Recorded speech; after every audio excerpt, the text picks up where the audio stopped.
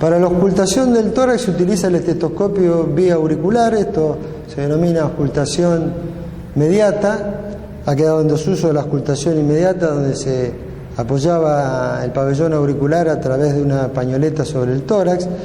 Esta ocultación permite identificar la entrada de aire en los pulmones y generar un sonido que se denomina murmullo vesicular. La ocultación debe hacerse tanto por delante como por detrás y en la zona infraaxilar y en forma simétrica. Donde hay pulmón ventilado se va a encontrar el murmullo vesicular. Hay otros dos sonidos que se pueden ocultar en el tórax. Uno es el que se obtiene aplicando el estetoscopio sobre la tráquea y es el ruido que se genera al pasar el aire por las cuerdas vocales y que se conoce como soplo laringotraqueal. Un fenómeno intermedio entre el soplo laringotraqueal y el soplo y el murmullo vesicular es la respiración broncovesicular, que se observa por delante entre los dos extremos internos de las clavículas y por detrás en la zona interescapular. Es importante recordar el sonido que provoca el soplo laringotraqueal, porque su auscultación sobre las playas pulmonares, donde debería haber murmullo vesicular, identifica al síndrome de condensación con bronquio permeable. La auscultación torácica continúa con la auscultación de la voz, en donde se le dice al paciente que diga 33.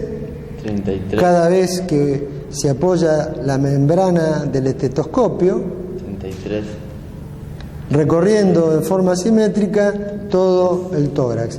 La voz no se escucha con nitidez.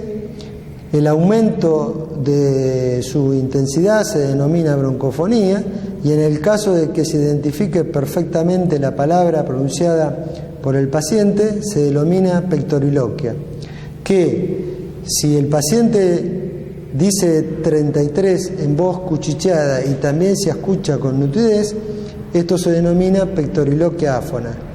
Las tres cosas, la broncofonía, la pectoriloquia y la pectoriloquia áfona, identifican al síndrome de condensación con bronquio permeable.